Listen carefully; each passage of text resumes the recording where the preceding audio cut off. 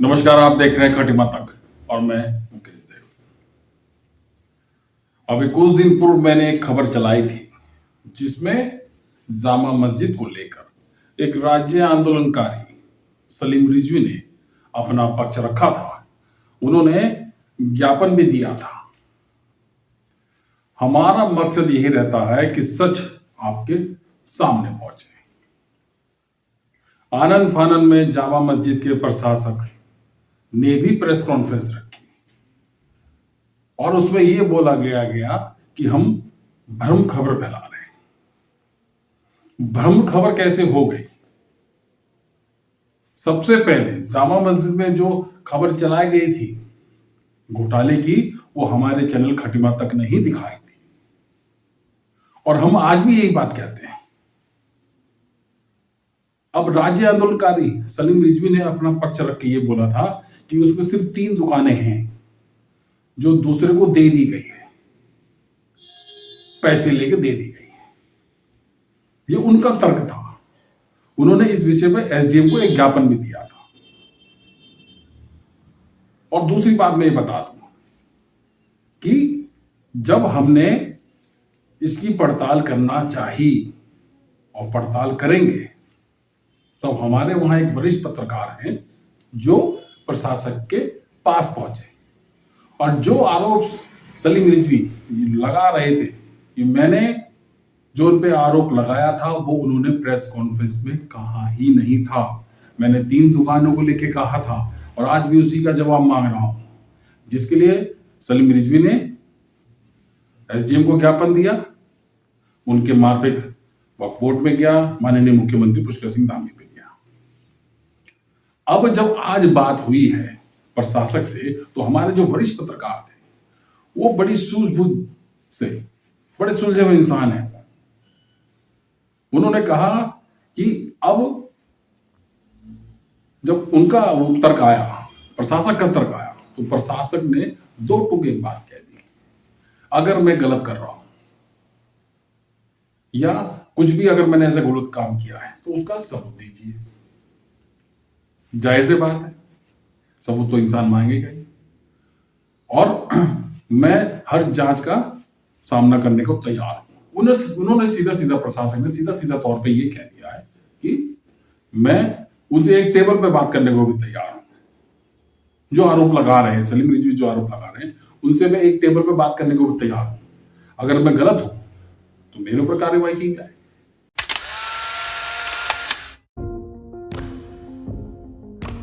ये जो स्क्रीन पे आप देख रहे हैं, बाईं तरफ सलीम रिजवी राज्य आंदोलनकारी उत्तराखंड से हैं और मेरी दाईं तरफ है कामिल खान, जो इस समय मौजूदा खटिमा जामा मस्जिद के प्रशासक भी हैं। सलीम रिजवी का बड़ा आरोप है प्रशासक के ऊपर कि उन्होंने 3 दुकानों को किसी के दूसरे के नाम पर कर दिया है। सीधा आरोप है, बेच दिया है। और इसके लिए उन्होंने वक्फ बोर्ड से जांच की मांग भी की है। और इधर कामिल खान का कहना है कि मैं हर जांच के लिए तैयार हूं और बैठ के बात करने के लिए भी तैयार हूं। आनन फानन में सलीम रिजवी ने भी प्रेस कॉन्फ्रेंस की। उस प्रेस कॉन्फ्रेंस में उन्होंने जांच की मांग की और फिर जब इस खबर के लिए संवाददाता कामिल खान जामा मस्जिद के जो प्रशासक हैं उनके पास पहुंचे, उन्होंने भी ये कहा कि मैं भी जांच के लिए तैयार हूं। आज क्या क्या हुआ आपको आगे ले चलते हैं।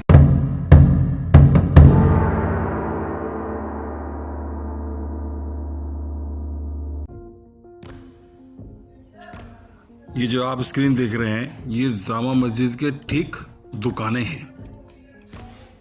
दुकानें लगती हैं जामा मस्जिद के नीचे, बहुत सारी दुकानें हैं। अब दुकानों को लेकर ही विवाद है। मंत्री महोदय को, वक्फ बोर्ड के प्रशासक महोदय को और माननीय वक्फ बोर्ड के अध्यक्ष महोदय को कि खटिमा की वक्फ बोर्ड की 137, 138 जामा मस्जिद और मदरसा रहमानिया जूनियर हाई स्कूल की जो प्रॉपर्टी है, जिसमें लगभग 40-45 दुकानें हैं, जो एक वक्फ बोर्ड की संपत्ति है और वक्फ बोर्ड में कुछ की अनुमति से वहाँ पर कुछ किराएदार दुकानदार अपना व्यवसाय कर रहे हैं। अब जब से यहाँ पर ये प्रशासक महोदय आए हैं, माननीय मुख्यमंत्री महोदय ने इनको यहाँ पर बैठाया है, तो इस सोच के साथ में कि यहाँ का विकास करेंगे और अच्छी नीतियों को लागू करेंगे, सरकार की नीतियों को लागू करेंगे। इनके होते हुए 3 दुकानें अवैध रूप से बिक चुकी हैं, दूसरों को हस्तांतरित कर चुकी हैं। हमने मेन मुद्दा ये उठाया था।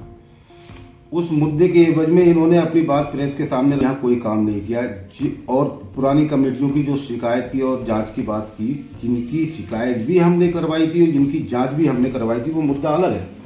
हमने बात उठाई थी मौजूदा समय में 3 दुकानें किस तरीके से हस्तांतरित कर दी गई वक्फ बोर्ड की संपत्ति और वक्फ बोर्ड के बिना अनुमति के, वक्फ बोर्ड के अध्यक्ष महोदय और वक्फ बोर्ड के प्रशासक महोदय की बिना अनुमति के उनको हस्तांतरित कर दी गई। इस विषय पे एक टिप्पणी नहीं आई। हमारा मेन मुद्दा ये था। और दूसरी बात थी कि मदरसा रहमानिया जूनियर हाई स्कूल बरसों से चल रहा था। उस मदरसा रहमानिया जूनियर हाई स्कूल को क्यों बंद कर दिया गया? इनका कहना यह था कि उसमें 2011 से मान्यता नहीं है, बिना मान्यता धोखा किया जाए। मानते हैं कि 2011 से मान्यता नहीं थी। 2011 से मान्यता नहीं थी, उसके बावजूद स्कूल चल रहा था तो उसका होना ये चाहिए था। जब ये आए थे यहाँ पर प्रशासक बन के, तो इनको चाहिए था कि उसकी मान्यता बहाल कराई जाती और स्कूल का उच्चीकरण करने के लिए प्रयास किए जाते और शिक्षा के क्षेत्र में अपना विशेष योगदान दिया जा सकता। लेकिन इन्होंने उसको ना करके उस स्कूल को ही बंद कर दिया गया। बच्चे यहाँ से दूसरी जगह चले गए और आज स्कूल में ताला लगा हुआ है। क्या कारण रहा? जब आप ये नहीं कर सकते थे तो जिस तरीके से स्कूल चल रहा था, बिना मान्यता के ही चल रहा था, उसको चलना चाहिए था। हमारा इस पे भी सवाल है। दूसरी बात, दुकानें किस तरीके से दूसरों को हस्तांतरित कर दी गई, जबकि ये अवैध है, वक्फ बोर्ड की संपत्ति है, सरकारी संपत्ति है।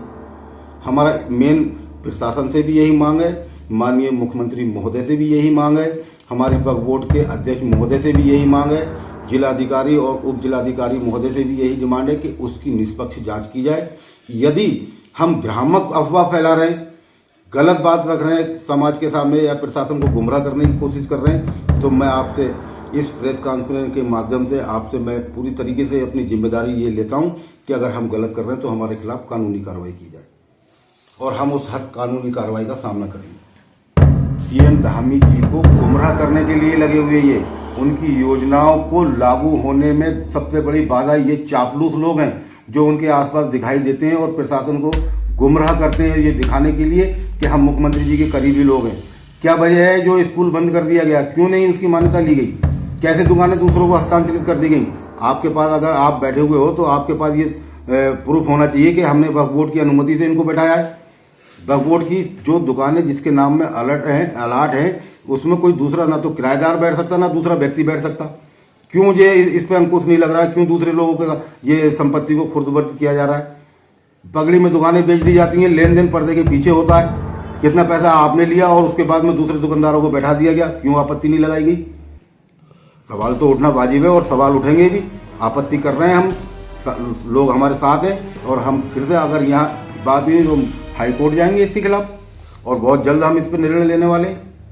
तो कहीं ना कहीं जहां मोदी जी एक तरफ कहते हैं बेटी अपनी नीतियों को बना रही है लागू करने के लिए, लेकिन ऐसे लोग, चापलूस लोग उस सरकार की योजनाओं को पलीता लगाने का काम कर रहे हैं, सरकार को गुमराह करके कि हम बहुत काम कर रहे हैं और उन योजनाओं को पूरी तरीके से पलीता लगाने का काम कर रहे हैं ये लोग। योजना पहुंच नहीं रही। अगर विद्यालय जैसी शिक्षा का मंदिर, उसको विकास के लिए काम करना चाहिए था, उसकी मान्यता के लिए काम करना चाहिए था, उसको उच्चीकरण के लिए काम करना चाहिए था, ताकि मुख्यमंत्री पुष्कर सिंह धामी महोदय को भी लगता कि मेरे क्षेत्र में विकास कर रहे हैं मेरे चुने हुए लोग, मेरे बैठाए हुए लोग, मेरे विकास के एजेंडे में मेरे सहयोगी हैं। लेकिन ये उसके उलट उनको गुमराह करने का काम कर रहे हैं और सरकार को बदनाम करने की और मुख्यमंत्री पुष्कर सिंह धामी को बदनाम करने का काम कर रहे हैं। मैं इस आपके माध्यम से मुख्यमंत्री पुष्कर सिंह धामी जी से भी ये अनुरोध करूंगा कि ऐसे चापलूस लोगों को जल्द से जल्द अपने से दूर कर दीजिए, वरना ये आपके लिए एक तरीके से दीमक का काम करेंगे। जैसे दीमक अंदर ही अंदर खा जाती है, ये भी आपकी छवि को उसी तरीके से खत्म करने का काम कर रहे हैं। इस बारे में आप क्या कहना चाह रहे हैं? सबसे पहले तो आपका धन्यवाद देता हूँ इस सवाल को पूछने के लिए। मैं पूर्व में बता चुका हूँ, अभी मैंने प्रेस कॉन्फ्रेंस की थी अभी विगत 2-3 दिन पहले। जो भी आरोप हैं सब निराधार हैं, झूठे आरोप हैं ये। कोई दुकान किसी की नहीं बिकी है और ये सब दुकानें बेचने का मेरा काम नहीं है। मैं यहाँ पर बैठा हूँ प्रशासक के रूप में, तो मैं वक्फ बोर्ड की संपत्ति को सुरक्षित रखने के लिए बैठा हूँ। वक्फ ही मेरा उद्देश्य है और मेरा यहाँ पर काम है अवैध कब्जों को मुक्त कराना। और अभी पूर्व में मैंने एक व्यापारी से जामा मस्जिद के 2 कमरों को अवैध कब्जे से मुक्त भी कराया है, जिसका कि संज्ञान जो है स्थानीय प्रशासन को मैंने दिया है। और दूसरा यह है कि यहाँ पर जो है जो कहा जाता है कि सब दुकानें बिक गई हैं और ये इस तरह की जो बातें सब बेबुनियाद हैं। इसके लिए और जो इस तरह के आरोप प्रत्यारोप चलते हैं, तो मैं चाहता हूँ कि ये सोशल मीडिया पे और ये सब जगह ना करके एक बार मेरे सामने बैठ करके अगर बात करी जाए तो वो ज़्यादा बेटर है मेरे हिसाब से। क्योंकि इससे क्या है, खाली माहौल ख़राब करने वाला और ये लोगों को उकसा करके और भड़का करके इस तरह का माहौल क्रिएट करना ये अच्छी चीज़ नहीं है ये। क्योंकि आवाम में गलत मैसेज जाता है। अगर किसी को कोई दिक्कत परेशानी है तो मुझसे एक बार बैठ के बात भी कर सकता है वो। क्योंकि मैं नहीं चाहता कि ये सब चीज़ों को करके कोई मस्जिद के जो इनकम है और जो खर्चे हैं वो सब मेरी उंगलियों पर हैं।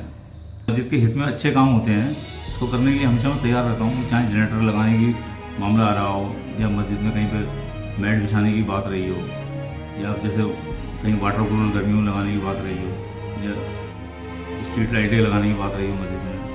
अभी मेरा भी प्रोसेस चल रहा है। अभी यहाँ मस्जिद में मैं मदरसे के लिए सड़क बिछवाने की मेरी चल रही है कार्रवाई। मस्जिद के अंदर सड़क बिछवाऊंगा मैं मदरसे के लिए। इस बाइट दी थी, प्रेस कॉन्फ्रेंस कर दी आपने, उसमें आपने जो आपके ऊपर एलिगेशन लगा था उसमें ना बोल करके आपने पुरानी कमेटी पे इल्जाम लगाए थे। इस बारे में क्या कहना चाह रहे हैं? नहीं, मैं उसमें स्पष्ट रूप से ही कहना चाहता हूँ ना कि मैं ये कहता हूँ कि अगर कोई मेरे पर आरोप लगाता है कि कामिल खान ने दुकानें बेच दी हैं, तो ऐसा तो ये सब आरोप पहले झूठे ही है। दूसरा ये है कि मैं ये कह रहा हूँ जो पूर्व में भी कमेटी थी, मेरा कहना ये था कि उन्होंने जितनी दुकानें यहाँ रद्दोबदल की है दुकानों की, ये नई मार्केट में जो उन्होंने भ्रष्टाचार घोटाले उनको उजागर हुए हैं, तो मैंने कहा मैं हर तरीके से हर चीज़ की निष्पक्ष जाँच कराने की मैं स्वयं तैयार हूँ। मैं तो कह रहा हूँ स्वयं प्रशासन जो है उसकी जांच करे, वक्फ बोर्ड प्रशासन उसकी जांच करे और मैं उसके लिए खुद खुले मन से स्वागत करता हूँ उस जांच का। मैं खुद स्वागत करके और जांच कराने के लिए तैयार हूँ ताकि जांच में सारी चीज़ें सामने आएँ, कितनी दुकानें रद्द-बदल हुई हैं। अगर कामिल खान के शासनकाल में अगर कोई दुकान की रद्द-बदल हुई है तो उसके लिए जो है फिर सभी दुकानों पर एक साथ कार्रवाई की जाए। और अगर कोई अवैध तरीके से रद्द-बदल हुई है तो उन सब पे सारी दुकानों पर कार्रवाई होकर सब पे ताले पड़ने चाहिए। तो मैं पूर्व की कमेटी ने जितना कराया मैं उसके लिए भी मैं कह रहा हूँ सबकी जांच एक साथ सबकी कराई जाए। फिर अगर मैंने कुछ गलत किया है तो मैं उसके लिए तैयार हूँ, मैं निष्पक्ष जांच कराने के लिए।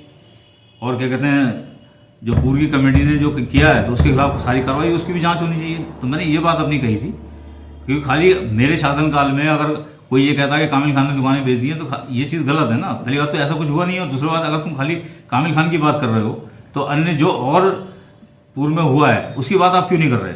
आप उसके लिए क्यों खामोश हैं? इसका मतलब कहीं ना कहीं आप उनसे मिले हुए हैं, उनकी शह पर आप सारे काम कर रहे हैं, आप उनके मोहरे बने हुए हैं। खाली इसलिए कि कामिल खान को परेशान करो, इसे काम मत करने दो। मस्जिद मदरसे की जो व्यवस्थाएं हैं उनमें अव्यवस्थाएं फैलाओ। ये सारी चीज़ों को ध्यान में रखकर मुझे तो ये सब चीज़ों को बहुत बड़ा माफिया तंत्र इसके पीछे काम कर रहा है। और मुझे तो वैसा आज मैं ये कहना चाहूँगा, बिल्कुल प्रशासन से भी मैं अपनी बात रखूंगा कि मुझे तो अपनी जान तक का खतरा महसूस हो रहा है। मुझे तो लगता है कि ये सब लोग मिलकर किसी ने मेरा मर्डर ना करवा दें। मुझे तो अपनी जान तक का खतरा महसूस है इस चीज़ को लेकर के। हाँ, तो मैं कहता हूँ साक्ष्य जो है प्रशासन सामने रखें, ले आके मेरे खिलाफ कार्रवाई करें। मैं कहता रहा हूँ, मैं बिल्कुल स्पष्ट रूप से खुले मन से स्वागत करूंगा उन लोगों का जो मेरे खिलाफ साक्ष्य या एविडेंस अगर उनके पास मौजूद है तो प्रशासन के सामने रखें, मेरे खिलाफ कार्रवाई कराएं। और अगर मैंने गलत किया तो मैं कार्रवाई के लिए तैयार हूँ उसमें। लेकिन ये सोशल मीडिया पे अनर्गल बयानबाजी करके या फेसबुक पे अनर्गल पोस्टर डाल करके ये सब चीज़ें अच्छी नहीं है। जिससे क्या आवाम में एक गलत मैसेज जाता है और समाज की बदनामी होती है। ये सब अच्छी बातें नहीं है। अगर आपके पास एविडेंस है तो आप मेरे खिलाफ कार्रवाई करें, आप शासन को प्रशासन को आप लिखिए। और इसके अलावा मैं और इससे ज़्यादा क्या कह सकता हूँ, क्योंकि हर आदमी अपने आप में समझदार है। कामिल खान जी ने अपने बयान पे कहा है कि मैं हर जांच कराने को तैयार हूं। और कामिल खान जी को भी हम कहना चाहते हैं कि हम सच्चाई दिखाते हैं। और आपका आरोप था कि सोशल मीडिया में आपको भ्रम पैदा किया जा रहा है, लेकिन मैं आपको एक बात बता देता हूं, खटीमा तक सिर्फ सच दिखाता है। इससे पूर्व भी पहले भी पुरानी कमेटी की आवाज़ हमारे चैनल ने ही उठाई थी। अब कोई जब आवाज़ उठाएगा और अपनी बात भी बताना चाहेगा तो वो हम दिखाएंगे। आज आपने अपना बयान दिया है और आपने खुले मंच पे कहा है कि मैं हर जांच को तैयार हूं और ऐसा कोई घोटाला मैंने नहीं किया है। आप एक टेबल पे बात करने के लिए भी तैयार हैं। देखते रहिए खटीमा तक।